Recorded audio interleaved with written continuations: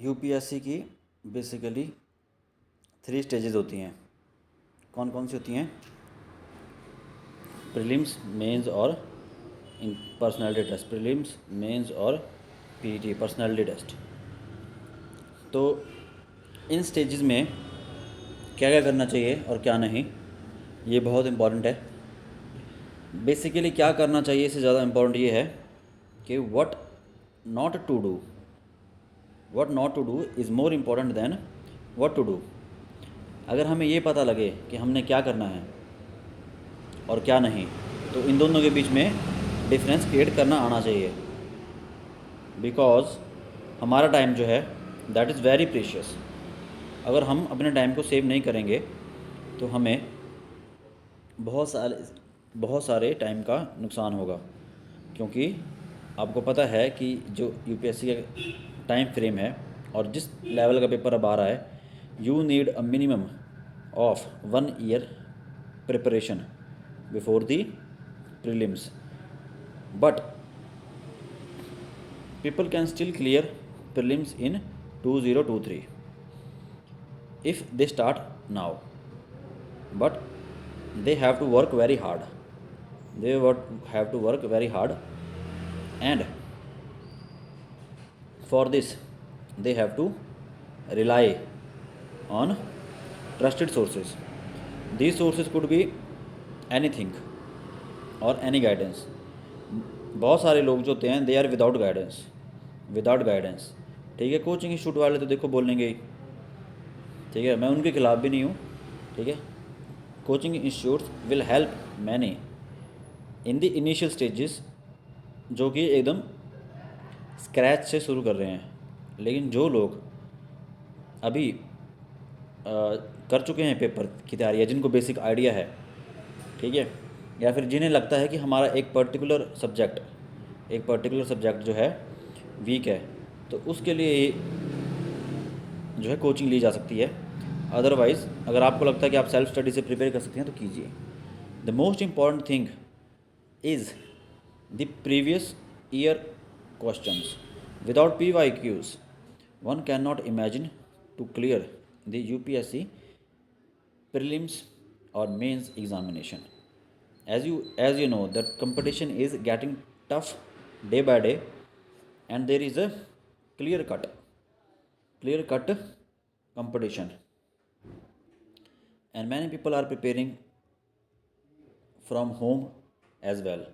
As you know that the digital media or the digital revolution has led to the elimination of digital divide. Thus there is this digital media या फिर क्या कहें internet की availability eight cheap cost. इसने हम सभी को allow करा है कि हम लोग जो हैं घर में बैठ के भी कोचिंग ले सकें। ठीक है, चाहे वो ऑनलाइन हो या फिर सेल्फ स्टडी। तो बेसिकली अब डिपेंड करता है कि हम लोग यूपीएससी की प्रिपरेशन कैसे करें। क्योंकि यूपीएससी की प्रिपरेशन करना बहुत ही ज़्यादा, मैं ये नहीं बोलूँगा टफ़ है, मैं ये बोलूँगा कि बहुत ट्रिकी है। यूपीएससी की प्रिपरेशन जो बहुत ज़्यादा ट्रिकी है। ट्रिकी क्यों है? क्योंकि अब जो प्रॉब्लम क्या है, अब जो प्रॉब्लम है वो किस चीज़ की प्रॉब्लम है? अब मटेरियल की प्रॉब्लम नहीं है, अब प्रॉब्लम है कि हाउ टू प्रिपेयर। और सबसे जो आसान तरीका है प्रिपेयर करने का वो है सेल्फ स्टडी। कोचिंग आप ले सकते हो अगर आपको कोई टॉपिक आपको लगता है वीक है, ठीक है, चाहे ऑनलाइन है ऑफलाइन, वो आपकी इच्छा है। लेकिन सबसे बेस्ट जो तरीका है वो है self study with right guidance. Without right guidance one can not imagine to clear UPSC. और मैं ये बोलता हूँ कि जो सबसे राइट गाइडेंस है वो हमें 2 चीज़ों से मिलती है, और वो 2 चीज़ें हैं PYQs एंड यूपीएससी का सिलेबस। ठीक है, ये 2 मेन चीज़ें हैं, इनसे हमें गाइडेंस मिलती है, इन्हीं से हमें वे फॉरवर्ड मिलता है कि हमने कहाँ पे एक्ट करना है। अगर हमें इन दो चीज़ों का पता होगा तो हम लोग कंफ्यूज नहीं होंगे, और अगर हम लोग कंफ्यूज नहीं होंगे तो हम लोग सही जगह राइट वे में तैयारी कर सकते हैं। और सही रास्ते पे की हुई तैयारी हमारा जो है टाइम सेव करेगी, टाइम जो है हमारा सेव करेगी। और टाइम सेव करने का मतलब क्या है कि जो आपने 2 साल या 1.5 साल पूरी प्रोसेस में दिया है उसके, ठीक है, अगर आप पहली बार में कर जाते हैं तो उसके बाद का टाइम आपका सेव हो जाएगा। अगर आप फिर नहीं क्लियर कर पाओगे तो फिर आपको एक और अटैम्प्ट देना पड़ेगा, तो आपको 3 साल लगेंगे। फिर उसके बाद अगर आप नहीं करोगे तो 4 साल लगेंगे। तो ऐसे ये टाइम का गेम बढ़ता जाएगा। फिर विद टाइम जो है क्या होगा, आपके ऊपर प्रेशर भी आएगा, प्रेशर भी आएगा घर वालों की तरफ से कि भाई जॉब कर ले, ठीक है, तेरे फलाने दोस्त की मैरिज हो रही है, तेरे फलाने के तो भाई किड्स भी हो गए हैं, तू कहाँ पे है, व्हाट आर यू डूइंग, तू कहाँ पे बैठा है 26, 27, 28 साल की उम्र में तू कहाँ पे बैठा हुआ है। ठीक है, सो हमारा मेन फोकस क्या होना चाहिए प्रिपरेशन करने से पहले, कि हम जो हैं पेपर की डिमांड को जान लें। ठीक है, nothing comes under the sun in UPSC, nothing comes under the sun मतलब कि यूपीएससी में कुछ भी, लोग बोलते हैं कि अंडर द सन सब कुछ आता है, कुछ टॉपर्स बोलेंगे यूट्यूब पे या कुछ लोग बोलेंगे, ठीक है, वो उनका व्यू पॉइंट है, ठीक है, लेकिन nothing comes under the sun. There is a clear cut syllabus and clear cut question pattern. If you follow these steps you will surely get selected in the UPSC examination। ठीक है, तो आज अगर हम आज अक्टूबर 2022 है, ख़त्म होने वाला है, अगर हम आज से प्रीलिम्स की देखें तो 28 मई 2023 को प्रीलिम्स का पेपर आएगा। ठीक है, सो 28 मई को प्रीलिम्स का पेपर है 2023। ठीक है, अब जो लोग पहले से प्रिपेयर कर रहे हैं, ठीक है, तो उनका इस टाइम क्या फोकस होना चाहिए, उनका फोकस होना चाहिए कि वो जो हैं अपनी स्ट्रैटेजी को एक बार 2 दिन लगा करके डिसाइड करें कि उन्होंने क्या स्ट्रैटेजी अपनानी है। और जो लोग अभी, जिन्होंने अभी स्टार्ट किया 1-2 महीने पहले से, या जो स्टार्ट करने वाले हैं, उनके लिए तो बेसिकली यही प्लान है कि वो अपनी प्रिपरेशन को 2 पार्ट्स में डिवाइड कर लें। ठीक है, पहला पार्ट है ऑप्शनल और दूसरा पार्ट है प्रीलिम्स। ठीक है, पहला पार्ट है ऑप्शनल और दूसरा पार्ट है प्रीलिम्स। जब आप अपनी प्रिपरेशन को इन 2 पार्ट्स में डिवाइड कर लेंगे तो आपके लिए चीज़ें काफ़ी आसान हो जाएंगी। ठीक है, तो ऑप्शनल जो है प्रीलिम्स, मैं तो ये सजेस्ट करूँगा कि अगर आपने अगले साल प्रीलिम्स का पेपर देना है तो आप सबसे पहले अपना ऑप्शनल डिसाइड कीजिए।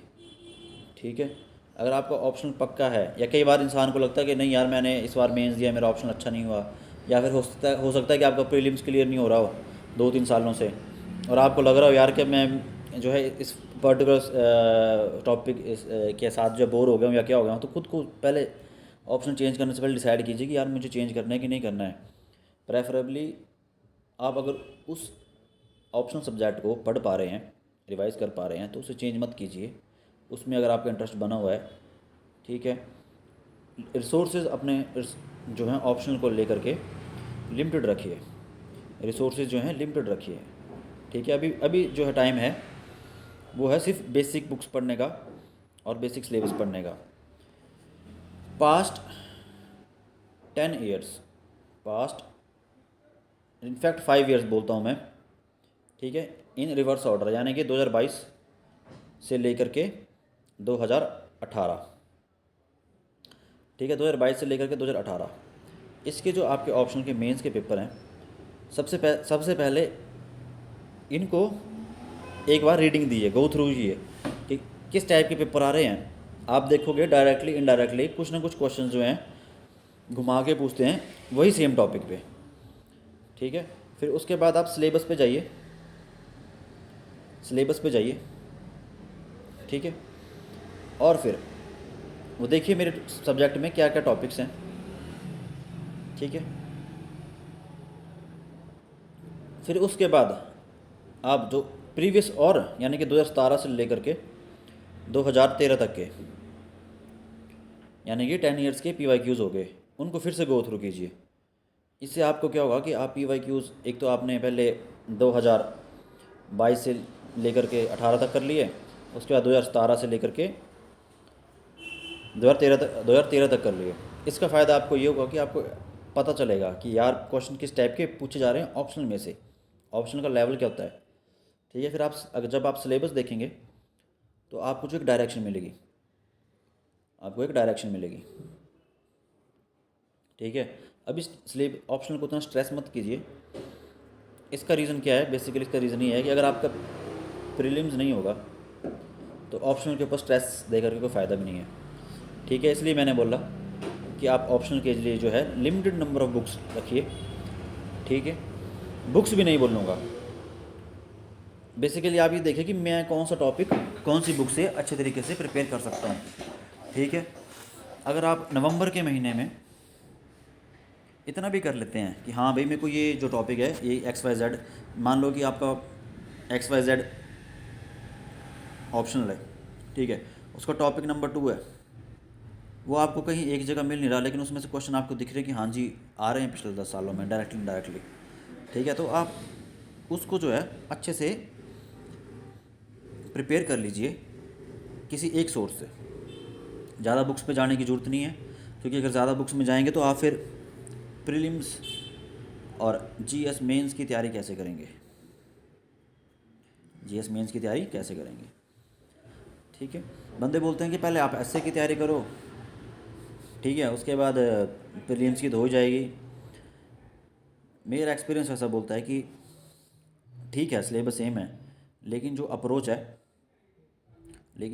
है वो प्रीलिम्स और मेंस की डिफरेंट है। प्रीलिम्स में आते हैं MCQs और मेंस में आता है सब्जेक्टिव पेपर। अब आपके ऊपर ये डिपेंड करता है कि आप क्या चीज़ करना चाहते हैं। तो I will tell you one thing कि आप जो है मेंस के लिए सिर्फ एक चीज़ ये करिए कि PYQs प्रीवियस ईयर क्वेश्चंस पिछले 5 साल के 2022 से लेकर के 2018 तक के, ठीक है, उनको प्रिंट करके रख लीजिए, अपने पास प्रिंट करके रख लीजिए। किसी कोचिंग इंस्टीट्यूट का मेंस का अभी करने की ज़रूरत नहीं है, बाद में टेस्ट सीरीज आती है प्रीलिम्स के बाद। ठीक है, तो उसकी टेंशन लेने की ज़रूरत नहीं है, अभी इवैल्यूएशन वगैरह को टेंशन लेने की ज़रूरत नहीं है। अभी आप पहले आपका फोकस होना चाहिए प्रीलिम्स पे। ठीक है, आपका भी 80% 70% फोकस जो है वो प्रीलिम्स पे होना चाहिए, मेरा ऐसा मानना है। क्योंकि अगर आपका प्रीलिम्स प्रिपेयर होगा, ठीक है, तो प्रीलिम्स में आपने जो फैक्ट्स या जो कंसेप्ट्स पढ़े होंगे वो आपके जो हैं मेंस में भी, GS मेंस में भी 50% पेपर में आ जाएंगे, 40-50% तक आ जाएंगे। तो वो आपको जो है GS, जैसे मान लो कि अब आप ज्योग्राफी का एग्जांपल देता हूँ मैं। अब ज्योग्राफी में जैसे मान लो कि इस बार जो है क्लाउड बर्स्ट पे क्वेश्चन आया था 2022 में। ठीक है, तो ये न्यूज़ में कहीं ना कहीं आया होगा, मैकेनिज़्म एक्सप्लेन किया होगा कि क्लाउड बर्स्ट कैसे होते हैं, न्यूज़पेपर में जो है आर्टिकल्स में एक्सप्लेन करते हैं। ठीक है, तो वो उस पर जो है एक क्लोज लुक रखना, टैब रखना बहुत ज़रूरी है। ठीक है, और to the focus point out तैयारी करना बहुत ज़्यादा ज़रूरी है, क्योंकि हम बेसिकली हमें जो रिज़ल्ट से मतलब है, पेपर हमारा और टाइम बचाने से मतलब है। ठीक है, तो जब ऑप्शनल आपका सॉर्ट आउट हो जाएगा कि ऑप्शनल जी मैं ऐसे करूँगा ऐसे करूँगा, GS मेंस के लिए आंसर राइटिंग खुद से करो। ठीक है, वो भी तब करोगे अगर जब आपका क्या बोलते हैं एक बेसिक लेवल तक तैयारी पढ़ रखी होगी। बुक लिस्ट क्या होती है, बुक लिस्ट मैं बाद में बताऊँगा। प्रीलिम्स के सब्जेक्ट कितने होते हैं, ठीक है, एक हिस्ट्री हो गई, एक इकोनॉमी हो गई, इकोनॉमी नहीं इंडियन इकोनॉमी बोलते हैं। ठीक है, तो इकोनॉमी, इंडियन इकोनॉमी को आप इकोनॉमिक्स से मत कंफ्यूज कर लेना, इंडियन इकोनॉमी आएगी। ठीक है, हिस्ट्री हो गई, इंडियन इकोनॉमी होगी, इंडियन पॉलिटी हो गई, ज्योग्राफी होगी, वर्ल्ड एंड इंडियन ज्योग्राफी। ठीक है, इन्वायरमेंट हो गया। ठीक है, अब इन्वायरमेंट का जो टॉपिक है वो ज्योग्राफी में कवर हो जाता है। ठीक है, सोसाइटी के क्वेश्चन हो गए, सोसाइटी में जैसे स्कीम्स वगैरह आ गई। ठीक है, फिर इंटरनेशनल रिलेशंस, फिर उसके बाद इंटरनेशनल रिलेशंस के बाद क्या क्या बचा? इंटरनेशनल रिलेशंस आ गए। अब इंटरनेशनल रिलेशंस के बाद क्या आएगा? सिक्योरिटी।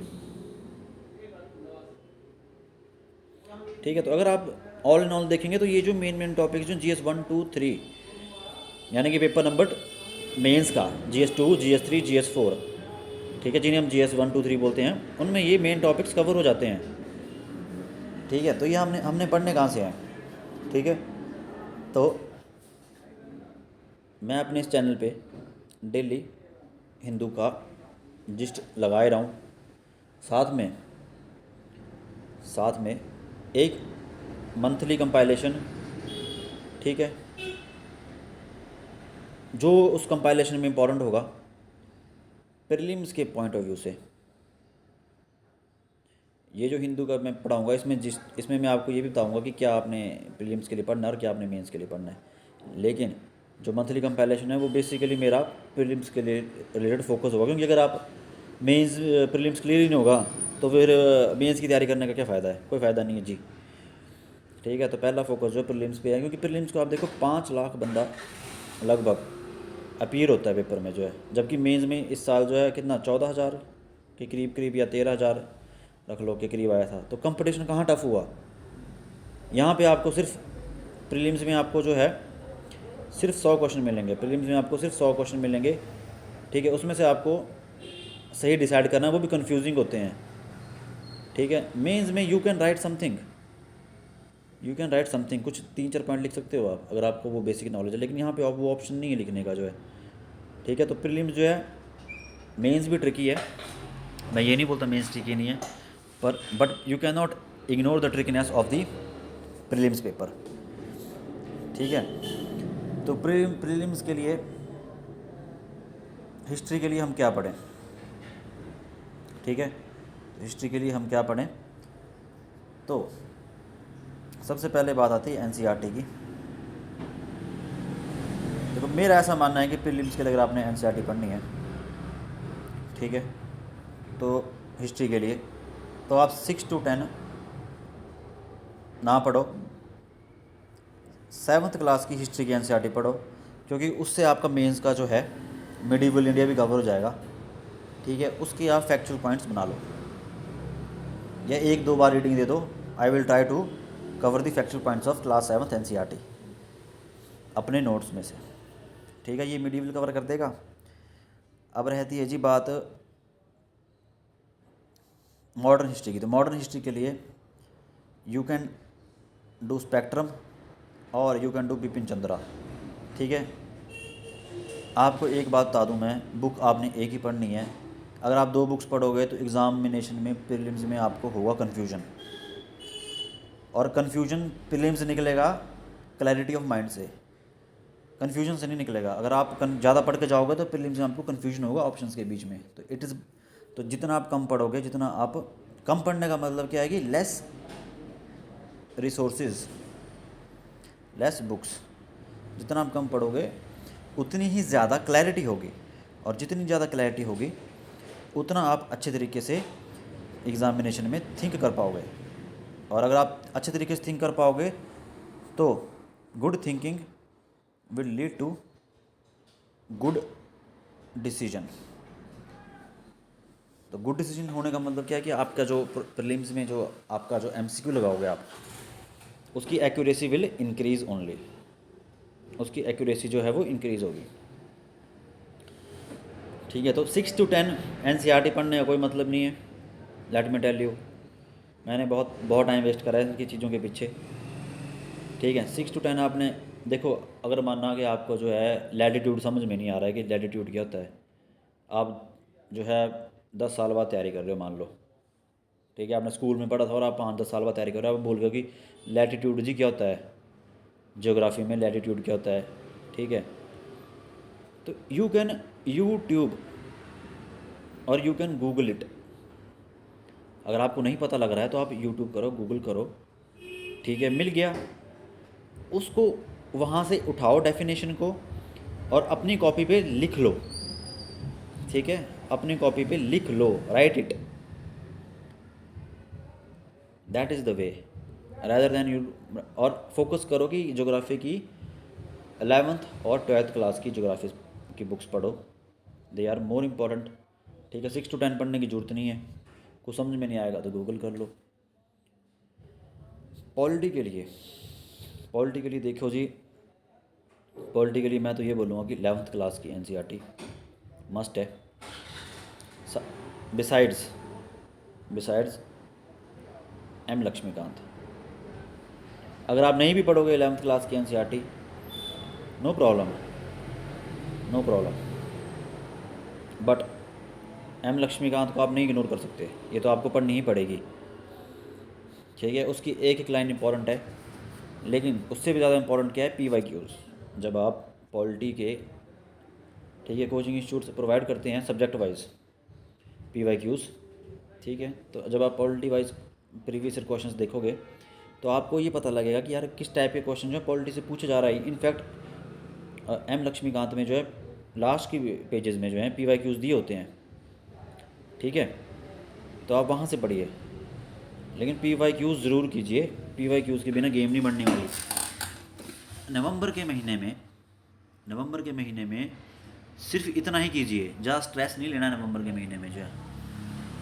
ठीक है, टेस्ट सीरीज़ का भी स्ट्रेस नहीं लेना है, PYQs करो यूपीएससी के, क्योंकि वो स्टैंडर्ड है। नवंबर के महीने में जब आप यूपीएससी के PYQs कर लोगे, ठीक है, तो जब आप इनको अच्छे तरीके से कर लोगे प्रीलिम्स के लिए, साथ में आप जो है करंट अफेयर भी कर रहे हो, ठीक है, मंथली कंपाइलेशंस और वो, ठीक है, साथ में आप स्टैटिक भी पढ़ रहे हो, ठीक है, तो जब ये सब कर लोगे आप, लाइट रखना है और कंसिस्टेंसी रखनी है। हमने 10 घंटे नहीं पढ़ना, ठीक है।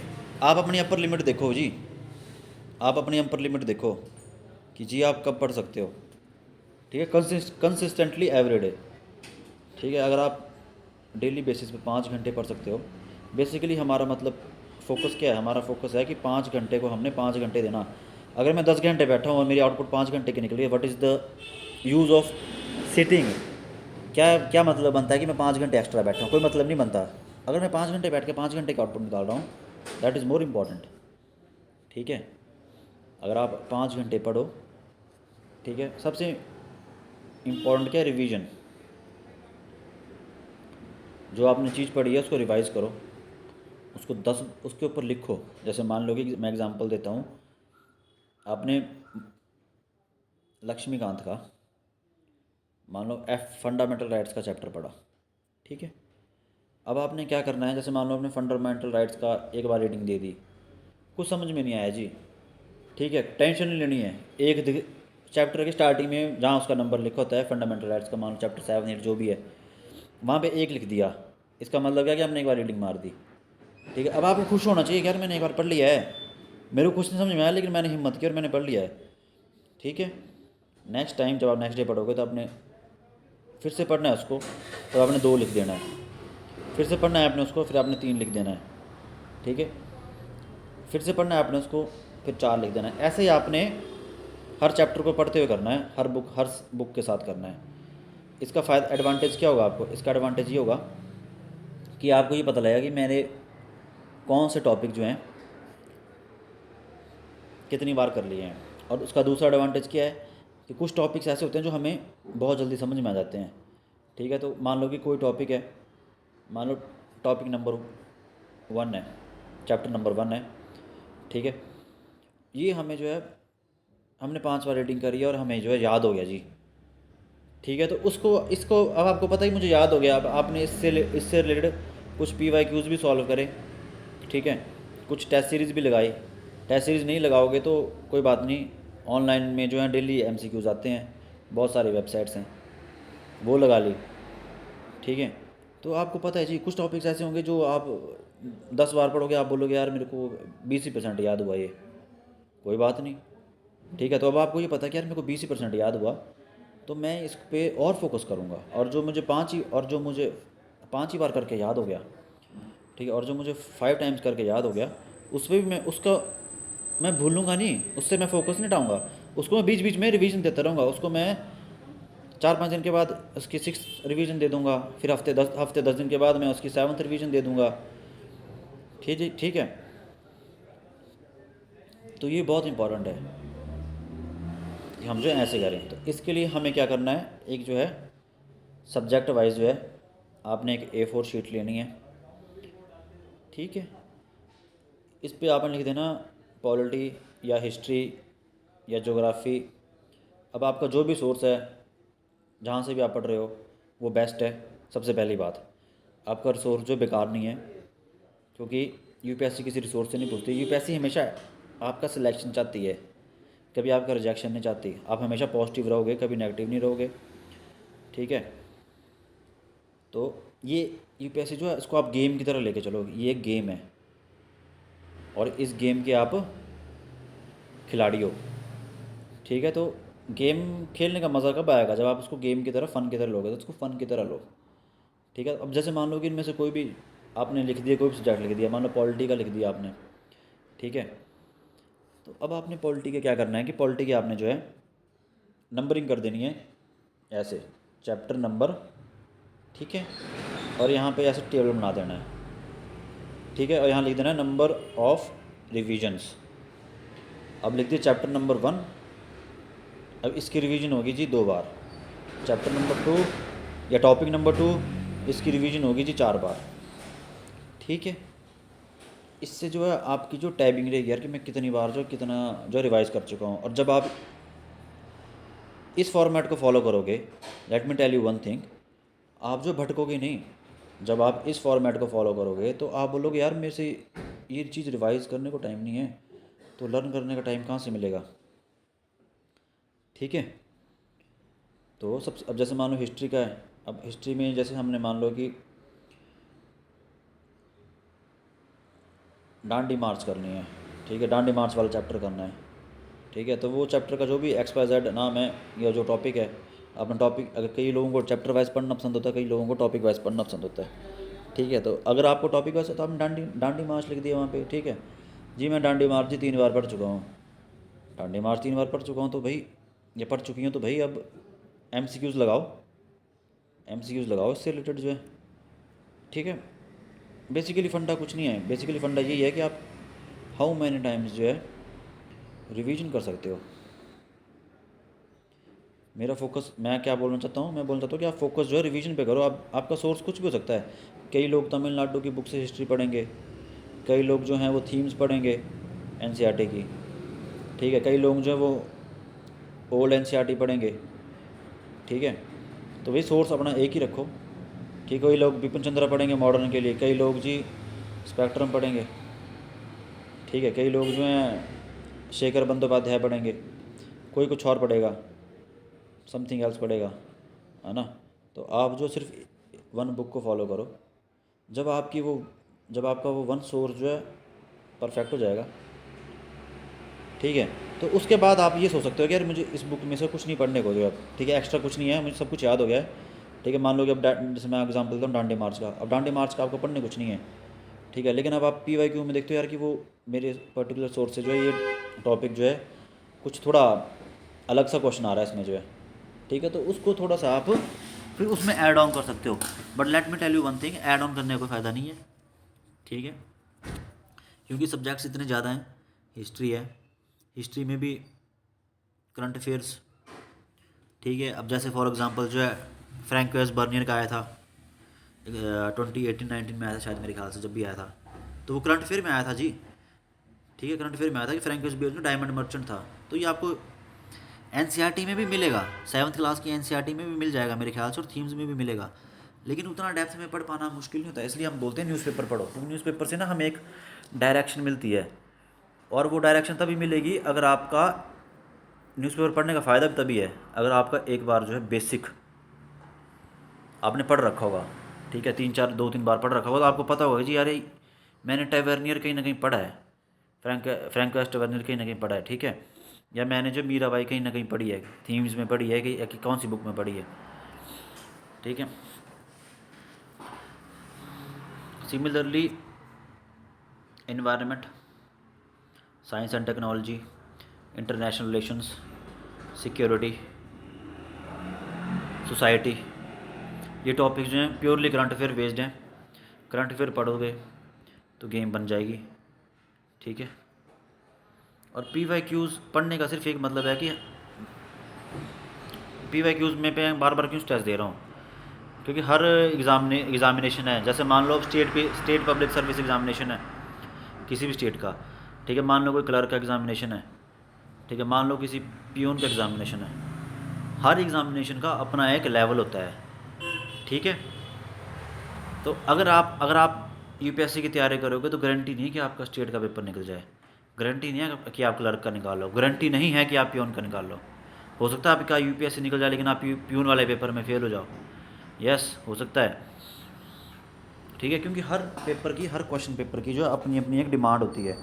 तो हमें जो है पेपर की डिमांड, जब आप जिस पेपर की तैयारी कर रहे हो उस पेपर की डिमांड के अकॉर्डिंग करना होता है। अगर आप UPSC की तैयारी कर रहे हो तो UPSC पे फोकस रखो, ठीक है। Most of the state public service commission जो है उनमें 35 एज होती है मिनिमम जो है, ठीक है। 30+ होती है, तो ठीक है, कोई बात नहीं। अभी इस पर करो। अगर आप 22 ईयर्स के हो, क्यों नहीं होगा जी, हो जाएगा। आई विल डू इट, ठीक है। पर होगा कैसे? With by walking on the right path. जब तक हमें राइट पाथ पे नहीं चलेंगे तब तक नहीं हो पाएगा, ठीक है।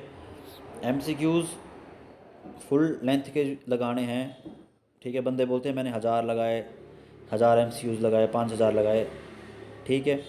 मैं बोलता हूँ आप 5000 छोड़ के 5 लाख लगाओ, लेकिन उनकी एक्सप्लेनेशन जो होती है वो कंपाइलेशन से मत पढ़ो।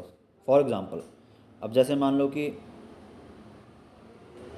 गवर्नर की अपॉइंटमेंट पे क्वेश्चन आ गया कि गवर्नर जो कौन सी आर्टिकल के अंदर अपॉइंट होता है, ठीक है, कौन से आर्टिकल के अंदर अपॉइंट होता है। अब आपने पढ़ी ये चीज़ लेकिन आप भूल गए, स्ट्रेस आउट होने की जरूरत नहीं है। पॉलिटी की लक्ष्मीकांत की बुक निकालो, लक्ष्मीकांत की बुक निकालो, उसमें गो थ्रू हो, क्योंकि जो आपका बेसिक सोर्स है वहीं पे जाके एक्सप्लेनेशन देखो भाई। आप उस नए सोर्स में मत पढ़ो, क्योंकि फिर वो मटेरियल जो है गठड़ी बन जाएगी, रद्दी बन जाएगी, बाद में कोई फ़ायदा नहीं है उसका, और ब्रेन में कन्फ्यूजन होगा प्रीलिम्स के टाइम। वहीं पे जाके गो थ्रू करो, ठीक है। और अगर अभी आप टेस्ट MCQs लगाओगे तो अभी आपके पास टाइम है कि जैसे मान लो कि गवर्नर के ऊपर एक क्वेश्चन आ गया, आप नहीं दे पाया, तो अभी आपके पास टाइम है कि आप गवर्नर का चैप्टर पूरा पढ़ सकते हो फिर से। और जो जो क्वेश्चन आपसे गलत हुआ था आप उसके ऊपर स्पेशल मार्क कर लो। कई लोगों को मार्क करने की आदत होती है, कई लोगों को नोट करने की आदत होती है। तो आप जिसको मार्क करने की आदत मार्क कर ले, जिसको नोट करने की आदत नोट, मतलब जिसका जैसा वे है तैयारी करने का वो वैसी तैयारी करे। किसी को एवर नोट पर लिखने की तैयारी होती है, ठीक है। कई लोगों को ऑडियो सेव करने की तैयारी होती है। तो जिसको जैसा वे अच्छा लगता है वो वैसे तैयारी करे। There is no fixed way, there is no fixed way to prepare. आप अपना ओन मेथोडोलॉजी फॉलो कीजिए जो आप बचपन से पढ़ते आए हैं, ठीक है। चलो अभी के लिए इतना ही, बाकी हम नेक्स्ट वीडियो में बात करेंगे।